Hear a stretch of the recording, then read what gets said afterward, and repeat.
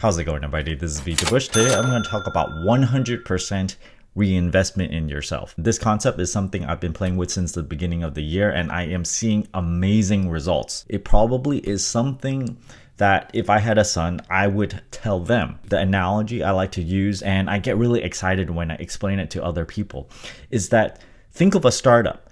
Sometimes they use all their profits and put it back into their business, and sometimes they become unicorns, or maybe investor money. They just keep on pouring it in and they grow their business exponentially. I look at this as like, how can I apply this to my life? How can I grow exponentially as well? This video is brought to you by Lumeri. Oh, a little app like this? Turn it all off? Okay.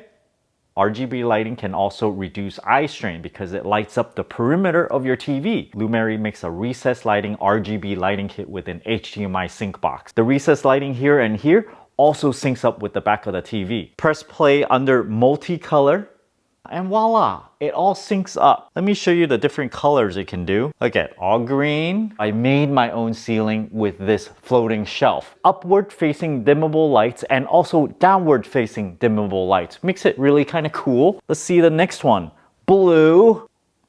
They are individually controllable. I've set the downward facing light to be the same color as to the left and right of the TV. The top left and right is the top two colors. Pretty cool, right? When you're not using them to sync the video, you can actually use them as regular lights. If you guys are interested in getting this super cool lighting set, check out my affiliate link down in the video description below, and you can find some coupon codes there as well. Amazon does this, right? They buy new businesses, they start new projects, they buy new distribution centers, and the end result is having zero income. They spend all of it and then they're still growing like crazy. Even some of the really large YouTube channel reinvest a lot of their profits back into the channel. Sometimes they give away money, or maybe they just spend a lot on creating the content itself. As an example, I do this myself. On the ad spot of Lumeri today, I actually knew that the product required a TV that's between 55 and 65 inches. I didn't have something like that. The TV I have is only 43 inches. But many times when I agree to do an ad spot for a product,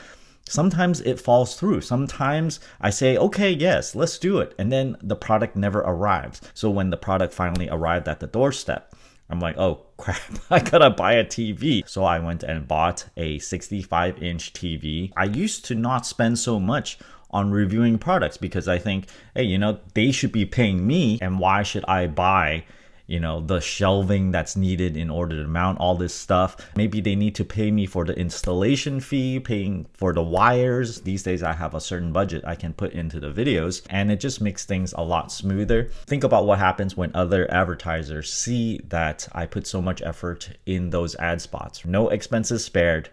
Whatever that's needed, I make it happen. When I started this channel very early on, I spent about $5,000 on video recording equipment thinking that I'm gonna make that money back. As it turns out, I made that money back within about 12 months or so. The reason I bring this up is this is another concept. You need to have a little bit of risk. Maybe you don't wanna put in, $10,000, $20,000, but I think a sweet spot, at least for me, is a couple of $1,000s.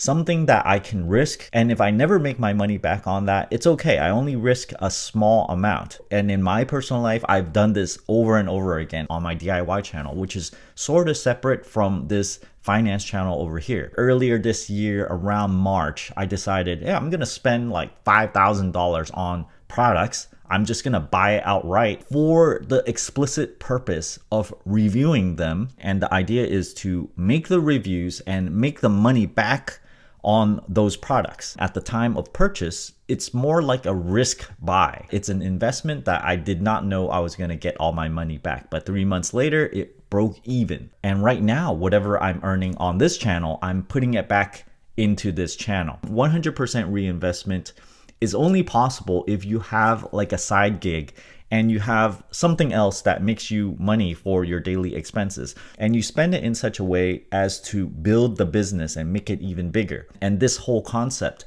lends itself to the financial independence concept, because when you're financially independent, you are more comfortable doing 100% reinvestment. If you're not, you have a lot of different expenses that you have to pay for. You can only invest so much. maybe like 20% of your salary back into your business. So that's why I think reaching financial independence as early as possible is so important. After you reach that point, then you can do life experiments like this where you can do the 100% reinvestment. Let me get to the finer details on how I actually do this. And this lends itself also to other life concepts like Ikigai. On my DIY channel, when I'm asked to review a product, I used to do it in a way where, okay, you give me the product, I get it for free. I'm going to review it. I'm going to do what's necessary. Just kind of put the product through its paces. After I make the video, it's gone. The new concept is like this. I'm going to do everything I can to it, put it through its paces, do some reliability testing on it, take it apart, even buy companion products to see if I can compare to it, purchase some testing equipment, maybe if it's the light output, maybe it's the current draw, the power usage, everything that someone would want to know about it. That is sort of the advantage, right? That's why you would want to watch those videos, because I have equipment that can analyze these products, where if you just look at the product page, you're not going to see this information. So the idea now is to make the best video possible with my current skill and knowledge that I have right now. I mean, just go all out Ikigai on it. With my description of how I review products these days, can you imagine what would be the result? Any marketer that sees my video is going to go, hey, this looks really good. I don't know what he's doing, but I trust this guy. If I send him a product, he's going to do a really, really good job just based on the results that they see. They're gonna get some video that is of high quality. They're gonna get a video that's super duper comprehensive. There's gonna be insights about the product. Because I've reviewed so many different products, I have inside knowledge on how it performs when it compares to other products, and the results from this little experiment that only cost me my time and probably a couple months of 100% reinvestment. My email has been blowing up. I have more products offered than I could ever review. So far I've been talking about it in terms of a YouTuber where, I'm reviewing products and stuff. Not everyone's going to be doing this, but I think about how I could have applied all of this back when I was working as an engineer. Many times you might get stuck at a job and you are working on a project that you hate, and you just keep on chugging through it. Maybe you're putting in minimal amount of effort, quiet quitting, and then you just wonder, how come my boss doesn't give me a better project, a more interesting project? How come they're not increasing my pay? They're not increasing my salary, giving me bonuses. You only get to work on some BS project. The problem here is kind of like a cart before the horse thing. What your manager wants to see is some proven results.